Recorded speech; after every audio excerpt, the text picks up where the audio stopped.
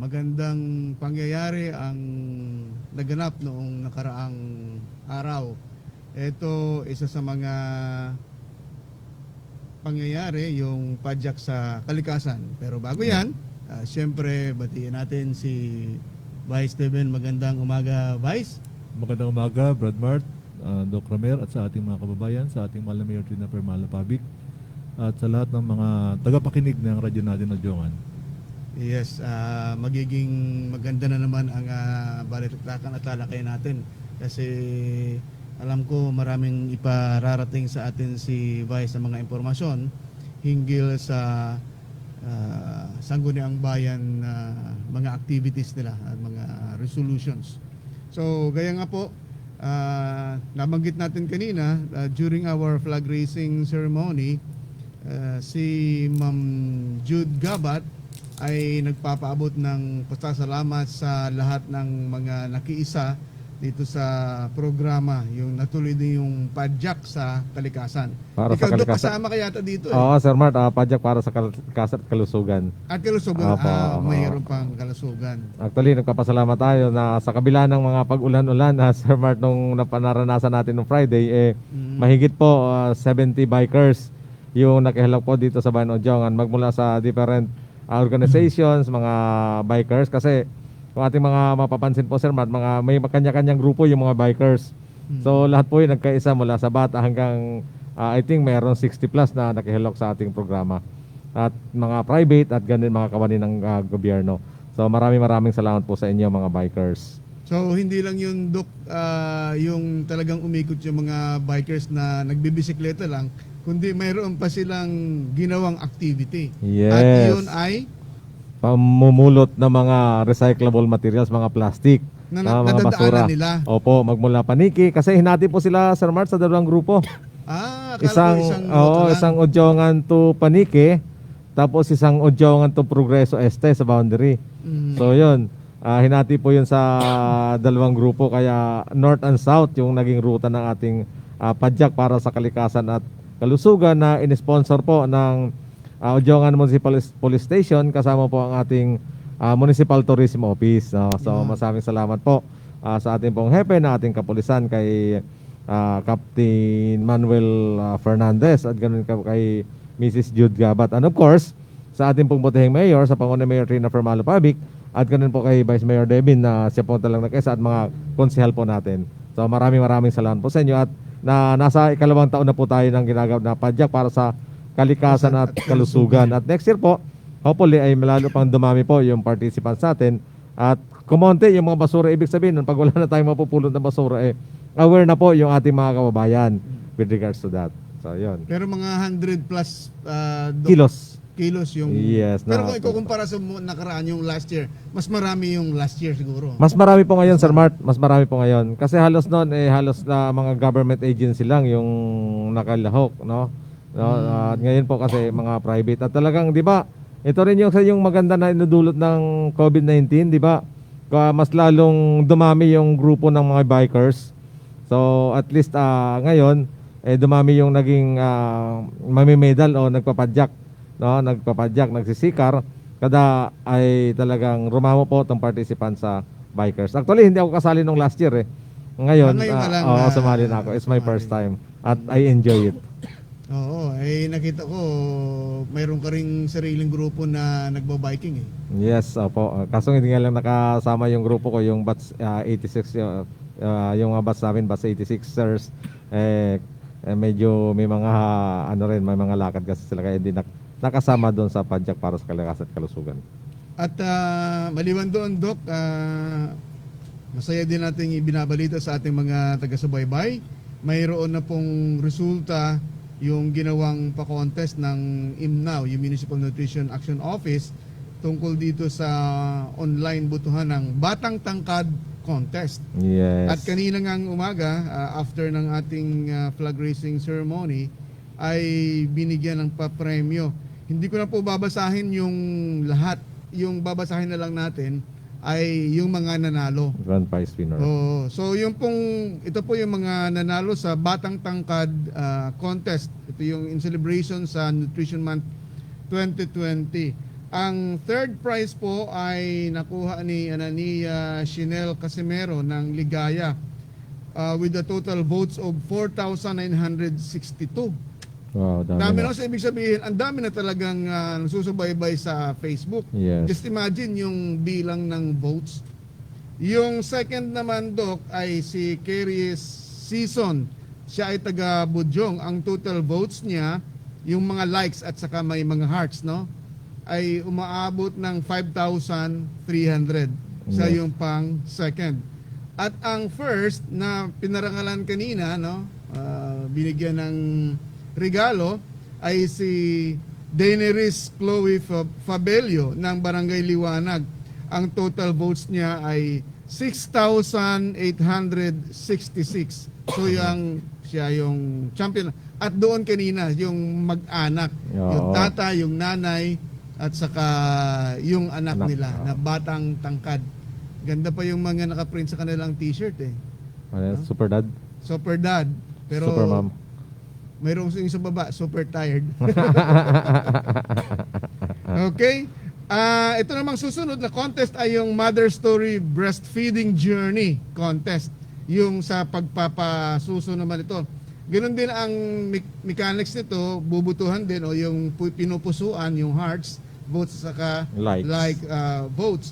So ang nanalo naman dito ay yung third prize ay si Maria Sheila Fabiculana ng Puktoy. Mayroon po siyang vote na 655. Ang second ay si Elaine Rose Moreno ng Dapawan na may votes na 762. At ang first natin ay si Jonabel Gamayon ng Barangay Tuburan na mayroong 833 votes and likes, no, mga pinusuan yung sa Facebook natin. So congratulations po doon sa mga nanalo at ito po ay isang advokasya na ating pong sinusulong yung batang tangkad. Ibig sabihin sa nutrition pa rin na kinakailangang maabot nila yung tamang tangkad sa tamang edad. Yes. So, Sir Mart, bago natin introduce si Vice Mayor, batiin ko lang yung nakikinig sa atin sa radyo ngayon. Nag-text sa akin si Brad Nilo Ratso sa kanyang asawa. Siya ngayon ay kasalukuyang nasa evacuation center sapagkat siya po ay LSI. Actually, Brad, alam ko na kanya kayo ngayon. So, I think sana po maging maayos. Actually, nasa ika-10th day na po sila ngayon. Malapit na Oo, mag-graduate. malapit na. Oh. Actually, ito si Brad Nilo ay na-test sa rapid test na positive sa both IgG at IgM. Mhm. Pero dumating na rin po yung kanyang COVID swab at negative po sila. So, pasalamat tayo sa yung mga nag-positive, Doc, sa RDT IgG ay negative na. ay negative lahat Opo, yung bagong dumating yung oo, batch oo. nung isang linggo. Oo, kaya Ay, ngayon. that's good news po. Oo, yes, Napakagandang balita po. Kaya tinatapos na rin nila yung kanyang 14 days quarantine. Napakagandang balita po yan para sa ating mga Audiunganon na yung pong umuwi noong isang linggo na halos more than 40, no? More than 50. 50 sila. 50 sila, oo. Yung iba pong na-test doon sa RDT na nag-positive. IgG na nag-positive. Pero pagdating ng swab, Ay, negative yung po sila. RT-PCR test, yun na po yung confirmatory kung mayroong COVID-19. Pero pasalamat po tayo sa ating Panginoong Diyos, sila po ay Negative. Yes, Oo. thank you very much. At syempre dahil may binati ka, Doc, may babatiin din ako. Happy birthday kay Rose Famorcan Aba. sa Wednesday. Sa Wednesday pa Oo, naman. oo, oo. Oo. Magbe-birthday si Rose. At belated happy birthday kay Malfe Fernando. Iyon, Nag-birthday mga din si masisipag Malfe. na empleyado natin. Oo, nung isang linggo. So, maligayang kalawan. God bless sa inyo. Okay. So, sige. Palagay ko yung ating mga taga-subaybay ay talagang hinihintay na nila na mapakinggan ang mga maiinit na impormasyon at balita man na manggagaling sa ating butihing Vice Mayor Devin. Sir Devin? Magandang umaga po ulit at sa ating mga tagapakinig. Nabanggit po natin kanina itong ating mga dumating na mga LSI na nagkaroon ng positive sa rapid test bagamat sa huli ay nagnegatibo din sa Swab test. PCR, no, sa swab test at kapasalamat tayo sa Diyos sa balitang yan. At nabalitaan din natin na merong kasalukuyang dalawang nagpositibo sa swab test sa San Andres, San yung Andres. mag-ina. At huwag po tayong mabahala at everything is under control dito sa ating bayan ng Odyongan, ganoon din po sa bayan ng San Andres. At we hope na hindi na po yun mag-abot dito. At they will remain as asymptomatic and be cured, no? And mawala na po yung COVID sa kanilang katawan, no? And well, nandito po tayo ngayon at bilang panauhin sa magang ito ay nais ko lang pong ibalita at pagmalaki ang naging accomplishment ng aking mga sangguniang bayan dito sa ating bayan ng Odyongan sa loob ng unang taon ng aming panunungkulan, no? Kung ating pong matatandaan, nagkaroon po ng State of the Nation address ng ating Pangulo Rodrigo Duterte. Dahil sa isang buong taon na naman ng kanyang panunungkulan bilang Pangulo, at dito naman po sa atin sa Sangguniang Bayan ay hindi na po naman natin kailangan magkaroon ng ulat ng ating opisina, pero nais ko lang pong ibandilyo o Pahayag. kahayag sa ating mga tagapakinig na Kapwa ang Dyonganon. ating mga Sangguniang Bayan po ay napakasipag at nakabuo po ang Sangguniang Bayan ng sa loob lamang po ng isang taon na panunungkulan mula July 1 hanggang 2019 hanggang July 1 ng taong kasalukuyan 2020 ay nakapagtala po tayo ng 122 na resolutions at 61 na ordinansa. Sa suma total po ito ay 183 ordinances and resolution. At ayon po sa aking pagkakaalam, ito po ay isang record, no, na napakaraming nagawa po ng ating Sangguniang Bayan sa isang taon, sa unang taon pa lang po ng panunungkulan. Ito po ay record. At sa tala po sa ating sekretariat ay ito po ang may pinakamaraming resolution at ordinansa na nagawa sa kasaysayan, no? Oo Unang nga, taon ng napakaraming panunungkulan. ordinansa niyan. Opo. Kasama na po dito yung 122 saka 61 ordinances. Opo. Kasama na po dito yung mga ordinansa related sa pandemic, no? Nakapagtala po ang Sangguniang Bayan ng 17 ordinances. Kasama na po dito yung request ng ating punong bayan, Rina Permalo Pabic, patungkol sa mga ordinances sa social distancing, wearing of face mask, sa mga curfew, at meron po tayong isang ordinansa na kung saan ay bago po ito at hindi pa po siguro aware lahat dito sa ordinansang ito. Ito po yung anti-spitting ordinance.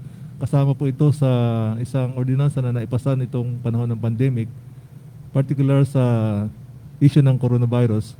Kasi po ang coronavirus ay base po sa siyensa, ito po ay na-transmit through droplets.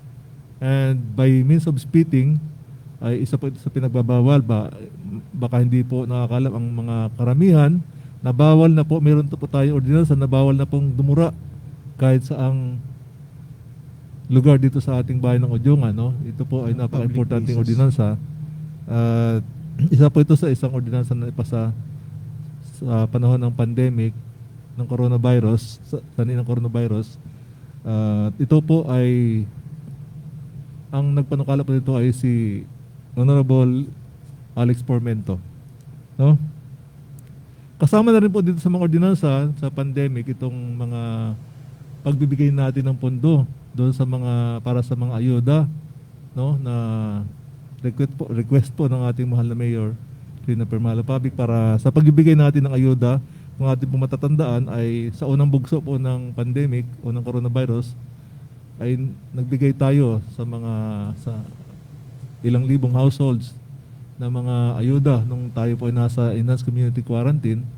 At ito po ay maliban po doon sa pondo na galing sa gobyerno, doon sa bayanihan, ay nagbigay din po ang ating munisipyo, ayon po sa request ng ating mahal na Mayor Tina, ng mahigit 4 na milyon galing po sa ating mga savings para ibigay po na dagdag ayuda doon sa ating mga hindi pa nabibigyan ng mga tulad po ng UTAP, no? UTAP, Meron po UTAP. tayong UTAP, no? Yan po ay galing sa pinagtulungang savings ng ating munisipyo, no? Magaling po maghanap ng pondo ang ating mahal na mayor. At ang Sangguniang Bayan din po, meron din po kami mga pondo at tumulong din po ang ating Sangguniang Bayan sa pag-allocate ng pondo para dito sa mga ayuda na ito. No? Natatandaan ko nga, Vice, itong utap, talagang yung feeling by the time, super saya ang lahat eh. Oo. Oo, kasi 'di ba yung sa national government na ibinigay, Sap. national, yung SAP, siyempre yung iba hindi nakatanggap. So itong pagbigay ng utap, ang isa sa mga pinaka landmark na nangyari dito sa ating bayan dahil yung iba na hindi nakatanggap ng SAP ay napagkalooban ng ayuda na galing naman doon sa utap, yung lokal na pondo. Opo, opo. Yung mga pictures nga, makikita natin, yung may Manok, manok, may bigas, may bigas. at may pera pa. Oo. So, yun, doon nadama talaga yung, Opo. yung kalinga. Maliban po dyan, Sir Mart, no, nag-request din po ang ating mahal na mayor na mag-allocate tayo ng tulong o assistance sa ating mga frontliners at atin pong binigyan ito ng halagang 2,000 pesos o 3,000, 2,000, 1,000 sa ating mga barangay captain, barangay officials, mga Barangay Tanods. barangay Tanod, BHW. BNS, BHW na nag-duty po doon sa mga checkpoints, no, at nagbabantay sa oras kung tayo po ay nasa ECQ. So binigyan po natin ng assistance ang ating mga nagbabantay na ito, ating mga tinatawag ng frontliners. At yan po ay pondo na galing po sa ating mga savings. Ayon din po sa request ng ating mahal na Mayor Trina.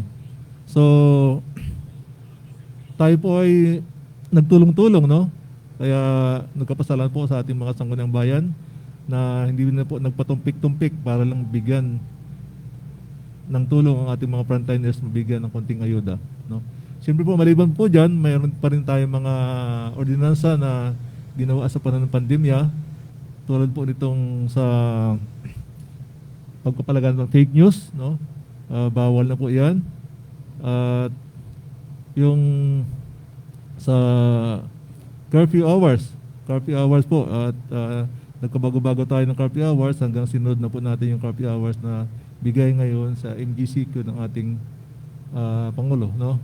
Yung revise Vice ng yung fare matrix, di ba Opo. parang naka-inline din yun doon Opo, sa pandemic. kasama din po yan, no? Nag-design din po tayo ng, tama po kayo Sir Mart, no? Nag-design po tayo ng fare matrix na angkop sa pandemic at ito nga po yung naging mainit na issue sa ngayon dahil nga po itong ating mga tri-bike operators o tricycle operators ay hindi sumusunod doon sa mga napag-usapan na fare matrix at patuloy pa rin silang naniningil ng sobra o higit pa doon sa mga nakalista doon sa fare matrix, no? Kaya marami po tayong natanggap na reklamo, no? Although may ginagawa naman, syempre nakita natin naman yung mga otro na kapag dumarating sa kanila yung problema ay nabibigyan naman ng aksyon. Opo. No. Kaya nga po ay nung nakaraan din po, no, at ang naging problema lang po niyan ay itong ating mga nahuhuli ng mga violators ay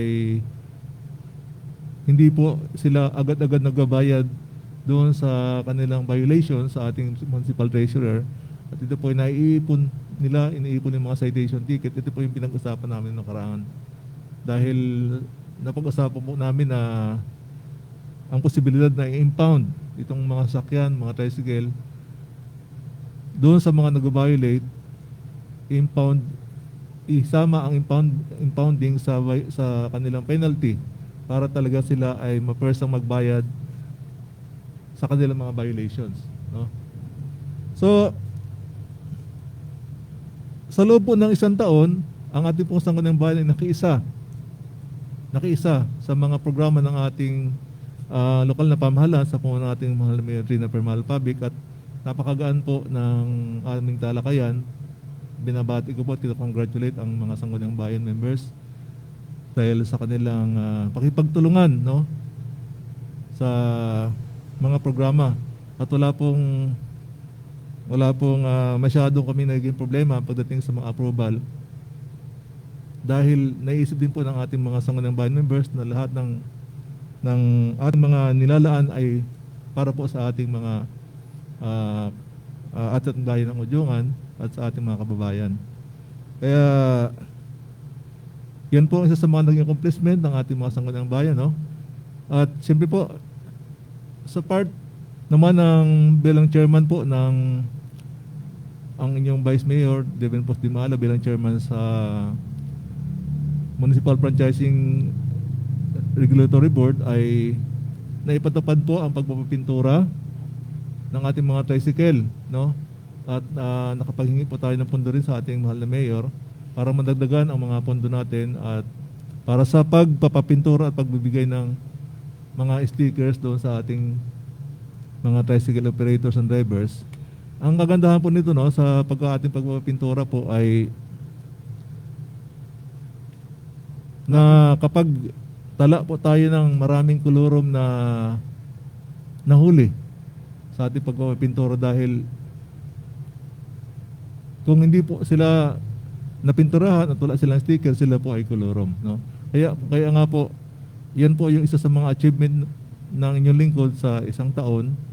At bilang chairman sa Municipal Franchising Regulatory Board ay napangganda po natin ang sector ng transportation, particular sa tricycle, no? On the part naman siguro Vice ng mga mananakay, isa rin itong magandang naging development dahil mas madaling ma-identify ng mga pasahero ng riding public yung tricycle, kasi pag nakita nilang kulay blue yun eh. Opo. Ito pwede na silang Legal. pwedeng pumara. Oo. Opo. Kasi pagka iba ang kulay ay hindi yan hindi nagbabiyahe na pang pamasahero kundi malamang private. So isa rin yun na magandang naidulot sa ating mga mananakay. At ako rin po ang chairman sa transportation at sinusuportahan naman tayo ng ating mga mahigitin ng mga sangguniang bayan members sa ating mga programa. Kaya madali din po natin na isa sa katuparan itong mga nais natin gawin sa sektor ng transportation. Kaya maayos po ngayon ang pagpapatakbo ng sektor ng transportation sa ating pamumuno. At yan din po ay sampu ng tulong ng ating mga sangguniang bayan at sa suporta ng ating mahal na mayor din at ng buong lokal na pamahalaman ng Udyongan. So, sa ngayon po ay dinaranas naman natin ang patuloy na epekto ng pandemic, no? Nasa ano na po tayo ngayon, nasa magkapasokan na po. Mart, August Dr. 24. Mer, no? At isa na naman po sa mga problema natin itong request ng ating mga eskwelahan na kung saan ay nag-request sila ng mga coupon band, typewriter, at mga ink. ink, no? At dahil po dyan ay pinulong ng ating lokal na pamahalaan, ng ating mahal na Mayor Tina Permal Public, ang ating mga school heads, at nagbigay po siya, no? At nagpasa kami ng resolution ayon po sa kanyang request na makapag-purchase tayo ng reso machine, no? Nagbigay po tayo ng reso machine sa atong mga eskwelahan, no? At yan po ay sa inisyatibo ng ating mahal na Mayor Tina Permal Public. At tumulong din ang ating sangguniang bayan, nagpabili din po kami ng isang reso machine para din po sa ating mga estudyante at mga teacher na gustong gamit ng mga reso para sa kanilang mga modules. Yung kung bang ating mga reso machines ay dalawa lang, north at south, or Binibigyan po ng ating pamahalaan ayon po sa ating mahal na mayor yung mga malalaking eskwelahan. No, high school po, elementary. High school and elementary, no? At sa amin po sa Sangguniang Bayan magpo-purchase tayo ng isa para doon lang po sa opisina, para doon sa mga hindi afford na pumunta doon sa mga eskwelahan, o kaya kung sino yung gustong pumunta doon sa amin sa opisina ay libre po na magpareso, no? So isa lang naman po yung I think mga apat po yata yung pinabili ng ating mahal na mayor na reso machine, no?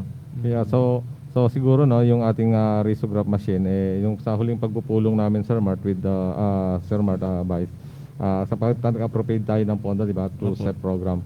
So kasi kung napagkasunduan, napag-isa na through kung lahat bibili ng risograph, medyo mahirap kasi pagka yung risograph kasi ang risograph ay bulyoman yan. So napag-isip natin na aside from risograph mamimili rin ng ng photocopying machine. Para pag kinulang ng mga halimbawa 10, 20, ipo-photocopy na lang siya. So sa halip na bumili ng tigalawang risograph, 3 risograph bawat by district kasi So napag-isipan na panagkasunduan namin na bumili ng isang risograph plus may suporta na dalawang photocopy o dalawang risograph, isang photocopying machine. So ganun din po yung mangyayari sa Libertad, ONSES, OSES, ONHS. No? So yung mga parang sa private school, meron din tayong inallocate diyan. Pero yung sa private school nandito lang po yung sa ating munisipyo ng Odiongan. Tayo po yung magpapalakad doon kasi medyo mahirap kasi pag papaandar ng risograph machine, kinakailangan talagang Pag pinaandar yun, ay dapat maramihan na. Oo, like ipoproduce. oo. Hindi katulad sa 100,000 photocopying machine na kahit 20 pwede. Ito ay volume talaga. At saka yung drum niya medyo mabigat i-purchase, nasa 14,000 yata yung isang drum niya pag nasira yon at ang ink, kaya nga aside from that, hindi lang kasi vice yung hindi lang kasi risograph, hindi lang makina, kundi pati na rin yung mga gamit like ink, yung mga mga drums ang bibili natin para isahan na lang siya. So yun, at inaasikaso na rin po yan ng Office of the Mayor para nga mapabilis, at sabi nga ng dalawang principal as superintendent hopefully makaabot ngayong August 24 ang opening para sa in time para sa mga modules ng mga bata, no? Dapat magkastos yata ngayon talaga Sir Martin, no? Papel. Oo, yung modules na iniisip nga natin kung paano ngayon, no? Kasi kawawa yung ating mga teachers diyan. Sila yung mag-iikot sa mga bahay-bahay. Bawal pa naman Dok ang mag-solicit. Di ba sa mga teachers, bawal ang Solicit. Pero ngayon, pero ang dami nagsosolicit pa rin na teachers. kasi wala nga talagang kulang, ano. oo. Pero ang maganda diyan, isa kong nakikita naman sa ating mga mamamayan, sila na mismo ang nagre-respond doon sa mga panawagan na 'yon. At mayroon nga akong isang grupo, actually mga grupo ito ng mga graduates ng RSU, isang batch, halos nakakolekta na sila sa kanilang batch ng 150 rims ng coupon, at ito ay kanilang i-distribute sa mga schools na gusto nilang pagbigyan. Yun. So, Siguro sa Isaiah, marami na rin solicit Vice, no? Sa Isaiah. Opo, at ang atin pong opisina, sa opisina ng Vice Mayor, nasa opisina ng Sangguniang Bayan, dahil wala naman po kami mga pinagamitan na aming mga travel fund at iba pang mga MOO ay nagbigay din po tayo ng mga coupon band doon sa mga nagsusolicit sa atin ng mga eskwelahan. Nakapag-purchase na po tayo for release na po yan maybe this week, and yun po, no? At sana po pagkasya na lang po natin itong maibibigay ng ating lokal na pamahalaan, ang Office of the Mayor at Office ng Sangguniang Bayan sa ating mga eskwelahan, no? Bagamat alam po naman natin na may pondo naman po talaga ang DepEd para sa ganyan, kaya lang ayon sa kanila ay matagal daw dumating o kinukulang pa yung pondo. Kaya tayo naman po sa lokal na pamahalaan ay handa naman po tumulong kung ano lang yung ating may tutulong. Hindi ba covered ng PhilHealth yan? No? Sana kung covered ng PhilHealth yan. Ayos yung mga pasok mo doon. Opo, pwede naman po, no? So, mali po doon, Sir Mart, no? Nais ko lang pong idagdag po yung ating mga nagawa na din na ibang resolution sa panahon ng pandemic. No, nitong panahon po ng pandemic, dahil nagkakaroon tayo ng mga panic buying, ay nakapagpasa po tayo ng isang resolution na ito po ay sa na in-encourage po natin na ang ating DTI ay mag-monitor ng ating mga price sa ating mga basic commodities, no? At yan po ay isa sa mga resolutions natin nitong sa panahon ng pandemic, no? Isa pa po, nagpasa din po ang ating sangguniang bayan ng isang resolution na binibigyan ng extension ang ating mga business owners na umuupa o nagbabayad ng taxes sa ating lokal na pamahalaan, binigyan pa sila ng extension, no? Without incurring surcharges, interest. Dahil nga po pandemic ay nagbigay po tayo ng solutions na binibigyan sila ng palugit, no? At maliban po diyan ay binibigyan din sila ng 5% discount sa kanilang dapat na bayaran, no? Ito po ay inaprobahan ng ating mahal na mayor. Ito po ay sponsor ng ating kagalang-galang na Honorable Chow Chua para na rin po sa kapakanan ng ating mga negosyante na mahina po ang negosyo o mahina po ang kinita ngayong panahon ng pandemic.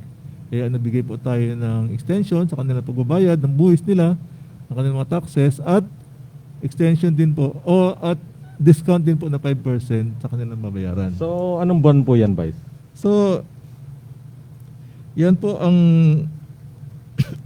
buwan po ng kanilang babayaran ay I think hanggang September po, no? Ang kanilang September. So, that will be ano lang sa mga government, sa mga municipality owned spaces lang yan, Vice? O kahit nasa pribado? Hindi, kasama na po lahat ng mga ng mga ating mga nagninegosyo dito. Okay. Opo. Kasama na yun sa palengke siguro. Kasama dyan, na po boys, lahat. no? Yes. Lahat po. So binigyan po natin ng 5% discount na at inaprobahan na po ng ating mahal na mayor, Trina Permalo Pabic, no? From July to September, ito pong July to September. pagbibigay po ng 5% discount. No? So, Kaya marami po nagtutulong-tulong ang sangguniang bayan, no? Nagtutulong-tulong at dahil nga po lahat kailangan natin magtulungan para sa lahat ay makinabang at walang maiwan dito sa ating sa panahon ng pandemic, no? Sa ating pamayanan. Okay? So ito po ay mga magandang balita para sa ating mga mamamayan at yun nga ang pagkakaisa ng mga membro ng Sangguniang Bayan kasi nakikita din naman nila yung pangailangan ng ating bawat mamamayan kaya nagkakaisa na ipasa ang mga panukalang ordinansa na inyo pong napag-iisipan para sa kabutihan ng ating mga mamamayan sa panahon ngayon ng pandemya. Noong nakaraang linggo, Vice, naging bisita namin ang IMNAW, yung Municipal Nutrition Action Opo. Office, at mayroon silang invited din na galing sa DOH. At ang kasama din dito si Ma'am Giselle. Nandito si Ma'am Giselle nung last 2 weeks ata, Doc, Yes. no? Na ang isang landmark ordinance ay naipasa din ng Sangguniang Bayan. Ito yung comprehensive health ordinance yata. Opo. Oo. Pag sinabi natin comprehensive ay malaki na ang sakop nito at malawak na ang sakop nito. At base sa impormasyon ni Honorable Giselle Fainsan, tayo ang nauna dito sa probinsya ng Romblon na makapasa ng comprehensive health ordinance na yon. So ito ay isa ring magandang accomplishment at nabanggit nga nila na yung ibang mga munisipyo ay nakikipag-ugnayan na sa kanila para matingnan at makita yung ginawang ordinansa na yon para kanilang mapag-aralan at mai-adapt din kung ano yung naangkop sa kanilang mga munisipyo. So yun ang naibahagi po ni Ma'am Giselle Fainsan noong Opo. At na-report niya rin po yan doon sa ating Sangguniang Bayan noong nakaraang session. Kasi po, nais ko lang din pong bigyan ng kaukulang attention itong aming ginawang session ng nakaraang dahil panahon po ng Agosto at panahon ito ng buwan ng wika ay meron po tayong nakaraang ordinansa na ang author po nito ay si Honorable Nicky Padirogao, na kung saan ang buwan ng Agosto, na kung saan ito ay buwan ng wikang Pilipino, ay ang aming session ay lahat ng talakayan session ay gagawin sa wikang Tagalog. No, ito po ay medyo challenging sa amin. Kumusta naman po ang may naging mga talakayan? dahil may mga terminology po doon na talaga ang hirap i-convert sa Tagalog. Mas Mm. mabilis pa po mag-English kaysa magsalita ng Tagalog. At medyo na-exercise po yung aming dila, no? Yung ating mga dahil napakaganda pala at napakagandang banggitin ang ating wikang Pilipino pag ito'y tuloy-tuloy mong binabanggit. At sa unang session po namin, medyo nahirapan kami. Pero hanggang nung matapos po ang aming session, ay na-enjoy po namin na masarap pala na mag-session sa wikang Tagalog. No? Oh. At ito po ay, ang ordinansa pong ito ay ang pagkakaroon ng session sa buong buwan ng Agosto na ang gagamitin na wika ay ang wikang Tagalog. No? Filipino. Kaya, Pilipino po, wikang Pilipino.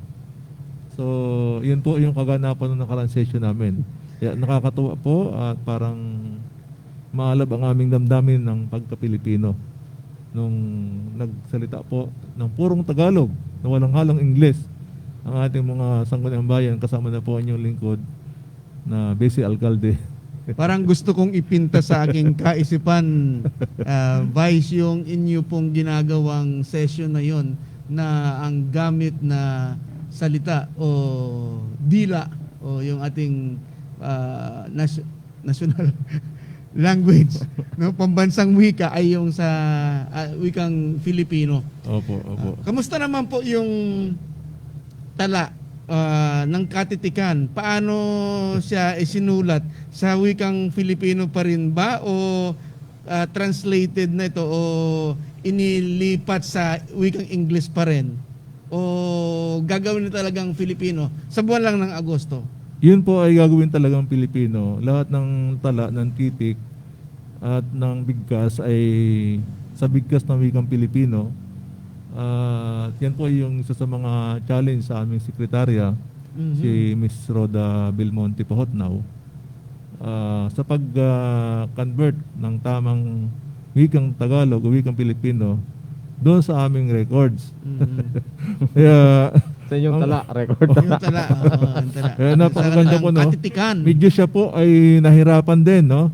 Dahil talagang obligado po kaming magtagalog dahil ordinansa po yon doon sa loob. Pati yung aming pong bisita ay naobliga din po magtagalog at sinikap niya na purong Tagalog doon sa session. Pero ang maganda doon ay talagang kayo mismo sa inyong mga puso ay inyo pong na-enjoy, ano yung enjoy, Doc, na kumbaga naging masaya kayo doon sa inyong talakayan na nagamit ang ating sariling wika. Opo, So, opo. dahil doon, mayroon tayong isang nakikitang magandang patutunguhan. In fact, mayroon akong naalaala na mayroon talagang national law yata, yun o hindi ko lang kung executive order siya, na sa mga opisina ng pamahalaan, sa mga national na opisina o regional man na opisina, ay ini-encourage o hinihikayat na gamitin ang ating sariling wika. Pero yun nga, kadalasan sa wikang Banyaga pa rin ang ating gamit. Opo, opo. Ito Kasi naman yun po ang nakasanayan. sa atin ay ngayong buwan lang ng Agosto dahil ito po yung ayon sa ating mahal na dating Pangulo Manuel L. Quezon na siyang ama ng wikang Pilipino. Buwan ng wika. Ang buwan ng wika, ang Agosto, ay ginawa po natin na ayon po sa ordinansa na ginawa ng magiting na Nicky Padirogao ay sa buong buwan ng Agosto ay magsasalita po kami at magbibigkas ng wikang Pilipino. Edi, mga 2 linggo pa yan, Vice. Opo, meron po kaming 3 sesyon. Di ba bukas at 3 session pa. Opo. Parang magandang magbisita minsan at Opo. Wala po rito maka-witness Taglis, puro o po ito, purong Pilipino, purong Oo. Tagalog. Edi, si Sir Doc Forca ay, di ba, Filipino teacher yan eh. Opo, opo. Edi, siya ang pinagtatanungan kung sakali mang ano yung translation sa Filipino ng mga Opo. wikang English na hindi Meron po kasi mga basta parliamentary words na mahirap ding Mahirap, i-convert, oo. no? Oo. Ba, yung motion, Mm. yung susog, kung ano ba yan. No? Meron pong mga mahirap na mga i-convert o translate na mga parliamentary words Mm. doon sa wikang Tagalog. Pero As is na na lang yun. ano pa rin naman po namin. Sinusunod pa rin naman namin. Mm. No? Motion of privilege. Ah. Opo, no? Kailangan Tagalogin po yan. Oo. May mahirap, Bawa. may mga... Sabi ang bininggit ko po doon sa ano po ang ating kalendaryo ng ating negosyo ngayong araw. Calendar of Ay, business. calendar of Calendar of business. Pagka-negosyo, parang hindi na magandang pakinggan no, sa sa pagsasanggunihang bayan kasi ang kaisipan natin pagka-negosyo private yan at saka kumikitang kabuhayan. Baka sabihin niyo, negosyante na yung mga sangkulang bayan. Oo. Ang ating So, kalendar ng ating negosyo ngayong araw. Ano yung mga sumusunod na sa ating mga negosyo? Ano Next yung mga, business. Anong susunod na negosyo? ano yung Next mga hindi business. natapos na negosyo, unfinished business. Oo. Kaya pala nakakatuwa. Kasi dahil nga doon, no, sa mga translation na yun. Okay. Sige. Okay po. Bago po tayo magpatuloy, mayroon namang pong babasahin natin itong comments atin sa Facebook. Galing po kay Sir John De Villa.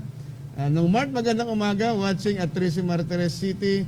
Pakibati si Tatay Juby. Yes, kay Captain Juby. Tatay ni John De Villa. Magandang umaga din kay Vice Ayun. at kay Doc Ramir. Magandang umaga dyan. Yan, masipag yan At si saka, John De Villa. galing kay Alden Andrade. Maadong agahan po sa mga taga-Udyungan, lalo na kay Brad Ming. Rahan po. Kamo hina from Argao, Malay. Siya din Sinong yung Brad Ming ka na? siya din yung ano natin naging nag-greet din sa atin nung nakarang Last week, oo, gusto sana niyang umuwi, umuwi. yes, Yun, naalala ko na si Alden Andrade. Siya rin yun. Thank you, Alden. Ingat ka rin Masayang dyan. pakikinig, Alden. At pasensya ka na. Maghantay-antay lang tayo. Baka sa lalong madaling panahon, pagka naayos na itong COVID, ay makakauwi ka na rin. Yes. Okay.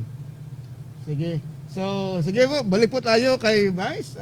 Malapit na ang ating oras. Mayroon tayong 8 minuto bago tayo magtapos. Pero alam ko doon sa 61, 61 ordinansa at 122 resolusyon. Ang kabuuan po niyan ay 183, no? Opo. Talagang ito ay sabi nga kanina ni Vice ay record o ito ay record breaking, no, sa Opo. ating Ito po ay nagpapatunay kasaysayan. na ang pagkakaisa ng ehekutibo at ng legislative, no? Legislatura. Ng legislatura, nagpapatunay po at nagpapatotoo din po ito na ang ating mga sangguniang bayan ay masipag at gumagawa at nag-iisip ng mga resolusyon para sa ikabubuti ng ating mga mamamayan sa ating bayan ng Udyong, ano. At ito nga po ang naging resulta, ang pagkabuo ng 183 resolution ordinances na kanilang ginawa, ano. Kasama na rin po dito yung mga requests ng ating mahal na Mayor Trina Permala Pabic, no, na mabilis ding aprubahan ng ating mga sangguniang bayan. Siyempre matapos din ng kunting debate. Okay. Hindi naman po lahat ng request ay aprubahan agad. May mga debate pa rin po nangyayari. At in the end, kung sa nakikita po ng ating mga sangguniang bayan ay para sa interest ng nakararami, ay urada po itong inaaprubahan. At wala pong halong politika.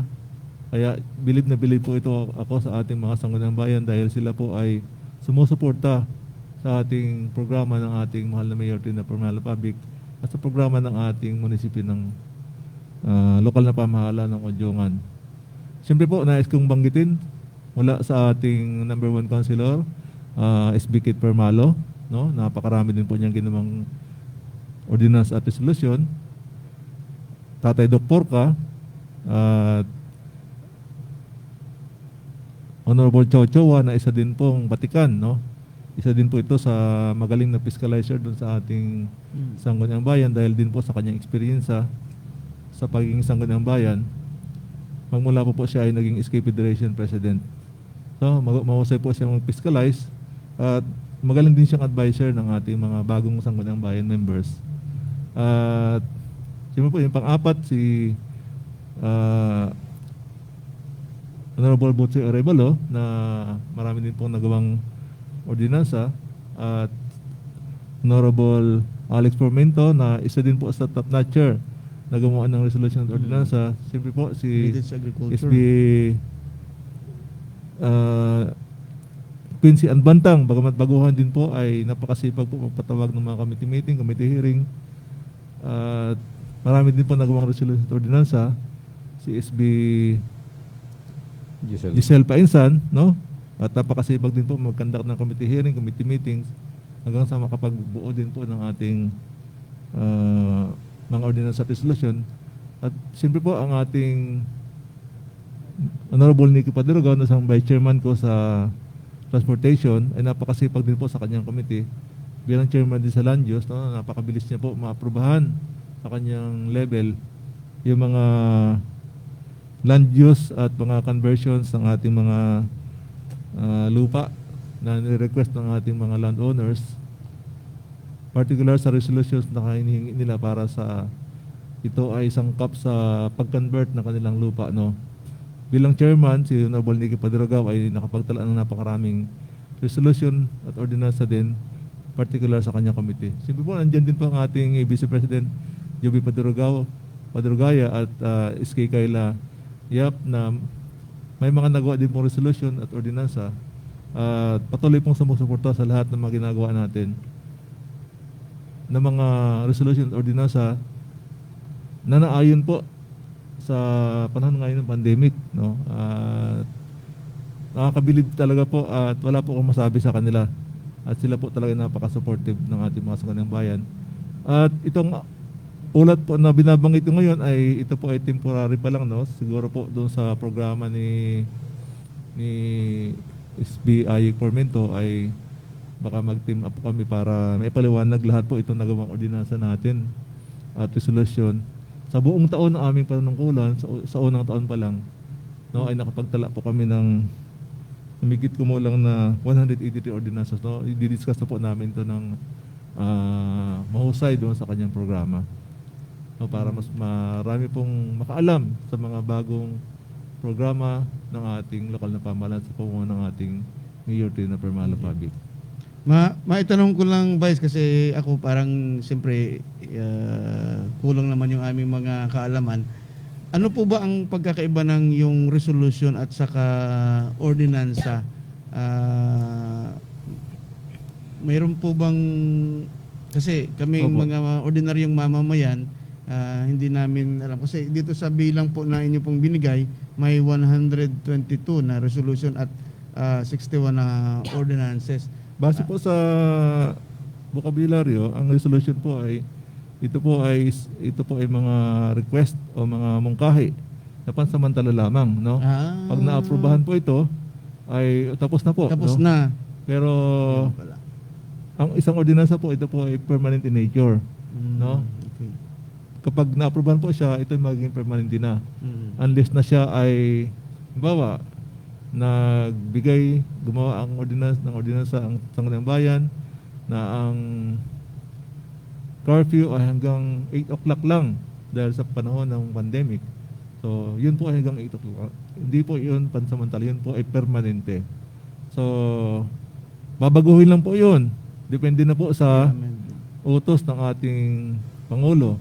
So, binago na naman po natin, no? Dahil nagkaroon po tayo ng pagbabago sa according sa MGCQ. Doc Ramer, ano nga po ang ating Alas 9 na yata. ano? Opo, no? Pero Dati alas 8. tinaas na po Nung natin ECQ yan. kasi, nung ECQ Nung from the ECQ. national, di ba, may mandato na hanggang Alas 8. 8 p.m. to 4 a.m. So, Opo. yun yung mandato ng ating national government because we are on ECQ. Pero kaya nga ang ating Sangguniang Bayan ay, yan po, inada po yung ordinance, ordinance na yun. So, after na tayo po ay maging ECQ, GCQ, General GCQ na. Committee. Opo, opo. Yun, Low medyo- risk, low risk low risk GCQ. tayo, yun. Opo. Ginawa na po nating 9 o'clock. Yung Opo. ating curfew. Pero sa ngayon po, ginawa natin itong meron na naman 10 yun. p.m. po. Opo, binago na po natin. No?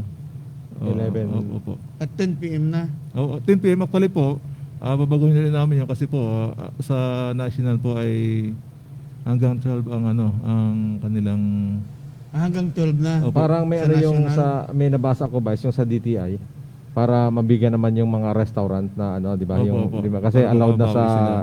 low risk Areas. general, yung general community quarantine, yung mga hotels, restaurant mag-operate as well as to promote tourism. Kaya parang Adjust medyo na po. nilaliman na nila yung curfew hours. Mm. So yun, parang yun ang rekomendasyon ng DTI.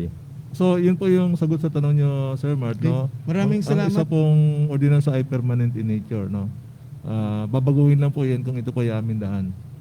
So, ang resolution po, hindi po inaamindahan, pero ito po, pag na-accomplish ng isang resolution, tapos na po ito. Pag natapos na, kung ano man Opo. yung laman ng resolution na yon, ay hanggang Bawa. doon lang. Mayroon siyang, yung para sa taon lang na yun, para sa Opo, buwan lang na opo. yun. Halimbawa, ganun lang. ito po, no? Resolution granting hazard pay to the frontliners, gano'n, no? So, yung yung buwan lang na yon na kung saan ni-request yung pagbigyan sila ng hazard pay ay yun lang yun. Pag nabigyan sila, tapos na yun. Hindi na ulitin sa isang taon. Unless na gawa ulit ng panibagong resolusyon. Mm. Or unless na maging permanente yung paggawa sa pamamagitan ng gawing ordinansa. Oo. Bawa, resolution ordinance granting hazard pay to all frontliners. Frontliners. So permanente na yun. Mm. So, yun. So, maraming salamat Vice, at mayroon naman tayong natutunan, pati yung ating mga tagapakinig ay mayroon ding natutunan doon sa pagkakaiba ng resolution at saka ordinansa. So, yun pala, pagkakaiba, pagka resolution hindi siya permanent, pagka ordinansa ay permanent. Pero po pwedeng amindahan din o pwedeng baguhin doon din sa mga susunod na mga taon, depende sa sitwasyon ng sosyudad. So, Opo, maraming salamat, ang Vice. ordinansa po kasi ay nagbabago yan sa pagbabago ng panahon, no? Mm. Ngayon po ang transportation ordinances natin ay binabago-bago natin dahil nagbabago po ang takbo ng ekonomiya natin, dumadami po ang mga tricycle. Kaya ang ating pong ordinansa ay patuloy na nag-aamyenda. At ang ordinance ay may penalty. Opo. Yun. May penalty kasi May ang penalty ordinansa. plus May ang corresponding ordinansa. penalty. Oo, Tama po yun. at may nabanggit. pagkakakulong. Kasi kung walang penalty o pagkakakulong ang ordinansa, walang ano yun. Walang ngipin. Yung tinatawag nating ngipin ng batas. So, ang lahat ng ordinansa po ay may kakibat na penalty yan, penalidad. So, yun po yung pagkakaiba ng ordinansa saka Sa resolution. resolution. Oo. Pag walang penalidad, ay di pwedeng Sa- resolution lang siya. Oo, resolution. Pero pagka may penalty, kasi dumadaan ng public hearing si ordinansa eh. Mhm. So pag duman sila ng public hearing, alam natin na yon. Kaya hindi na namin kasalanan yon, hindi na kasalanan ng Sangguniang Bayan yon kung hindi mo alam, kung hindi ka umattend ng Ng public public hearing. hearing. Dahil ay inaano natin yan, Pinopost. pinopost natin yan, public hearing. Ano sa Tagalog public hearing, Vice? Opo. Ano sa Tagalog? Public hearing. Pandinig, no? Pandinig. Publikong pandinig ng publiko. Oh, Publikong publikong pandinig. pandinig. Ayun, no. Baka kasi magkakantak tayo ng pero may mga ano talaga no, may mga terminolohiya. mas madaling maintindihan sa wikang Sa English English. dahil ay patuloy natin ginagamit. Lalo din ng assets and liabilities. Di ba? Accounting rules na naman 'yon. Ang assets, pag alam ko, mukha yan eh. Oo, Asset. asset mo mukha. Pag-aari. Ayun. Oo. Pag-aari ang asset ay mayroong sa accounting term yung liquid asset. Wala na. Ay ano naman yung liquid asset, Doc? Ayun. Mahirap na ikon yun. Oo. Sabi nila, tumutulong pag-aari. Aring natitinag ano yung fixed asset. Fixed asset, aring di natitinag sa So, mga accounting. kaya po, in-invite ko po kayo, no, na matendo sa aming session in Tagalog version sa Sige. bukas. Oo, Para makapag ano din po tayo, makapag-attend tayo, makapag-witness tayo ng tunay at purong Tagalog na Pero alam mo, Yes, yun. Vice, Sir Mart, napakaganda nun ginagawa natin sa Sangguniang Bayan kasi once in a while ginagamit natin talagang wikang Pilipino kasi like sa atin sa Udjongan, we are not kasi Tagalog, 'di ba? Yung version natin lang asi tayo eh. Kasi, oo. Pero yung sa ating mga estudyante ngayon, konti na lang sa mga bata, konti na lang yung nagsasalita ng salitang asi. Yun ang problema. Asi. Ay kasi, sa mga pamayay-payang ay mo kaging tutudlo. Pero, dapat nga ni talaga, kagato sa railing rila, ay mo anay nating tutudlo. Pero ingat magandang mga pangyayari kali. Dok, sa surian ng wikang pangbansa, base sa ako mga nakakalap na impormasyon, ay magkakaingwa kag elementarya, even sa sekundarya, sa high school, it subject o asignatura na kag igamito na lingwahe ay kag sariling rila Local version. lokal kag gusto Bisayahon buko sila Filipino kundi kung ano katuong lingwahe nagigamit patya sa ato sa ASE.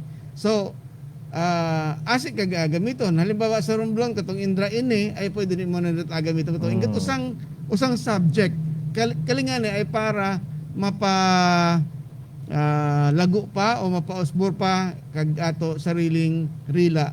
Ako nagpapasalamat dahil dili sa ato sa Romblon ay ingwa it mga nagsusuyat it mga libro, mga tula, mga istorya nak sa ato sariling rila. Yes. So kali ay kung kali identity kumbaga kali ay identity nga ni katoong ikaw hagto nakikilaya kung ano kag Imo ugat ing halinan. o naging halinan. Kasi actually, kailangan talaga nato nak maano ra kaling asi kasi baka in the near future ay mawagiti kaling lingwaheng asi. No? Kasi minsan karamuan talaga ay Tagalog kay gagamit na Bisaya lalo itong mga elementary ngasing, no? Elementary. So, 'yun. So tana po ay kalayo talagang asi ay hindi mawagit sa mga Udjonganon sapagkat imo po kato kag dialekto it mga Udjonganon, no? It mga Udjonganon kag salitang asi. So maganda po yan yung mungkahin, no? Baka isa po sa aming mga session ang aming gagamitin na wika ay ang salitang asi, no? Yes. Kasi isang session lang. Oo. Oo. Pwede.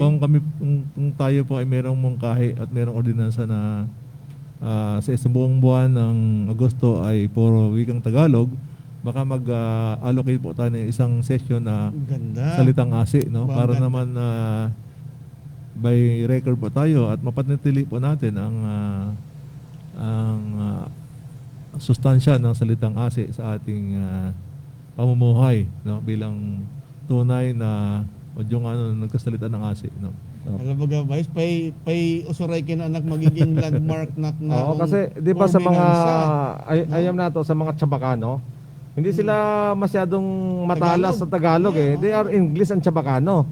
Maistoryahan ka mo Chabacano hindi na yung maintindihan Ma-English ka. Ma-English ka. Correct. Ganun 'yan eh. Mm. Parang sa Chabacano, yes, ang hirap intindihin ng Chabacano.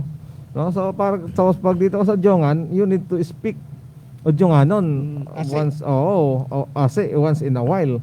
Actually Diba? po, no, yung ginawa namin session ngayon na purong Tagalog ngayong buwan ng Agosto, minessage po ako ng ating Vice Mayor's League President Lloyd George Pigalan ng Banto na kopyahin o tularan yung aming ginawang session sa wikang Tagalog para ngayong Agosto at para sa mga darating pang taon ay kanila pong gagayahin, no? At napakaganda daw itong ordinansa na ito, Yes. no? At siyempre po, dagdag pa nga doon sa ating wikang asi na dapat talaga ay kalinato ay ma-preserve, no? No? Kung meron nga lang sana mga video games na mga laro sa computer ng mga salitang asi ay mas maganda sana, no?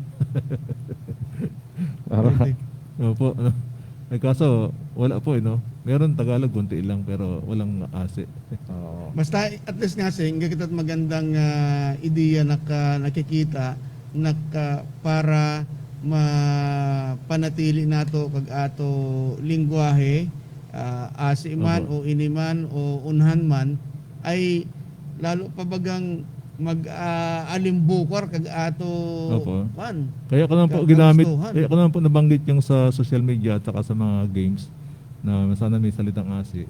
Siyempre po puro English at Tagalog yung Oo. ang nakikita natin sa ngayon po ay mundo ng social media, computer and cellphones. Ay, kung ano yung nakikita at nababasa ng ating mga bata, yun din yung mga natutunan nila. No? Pero pag may ASE doon, at least kahit paano ay ma-retain sa isipan nila yung mga salita natin. No?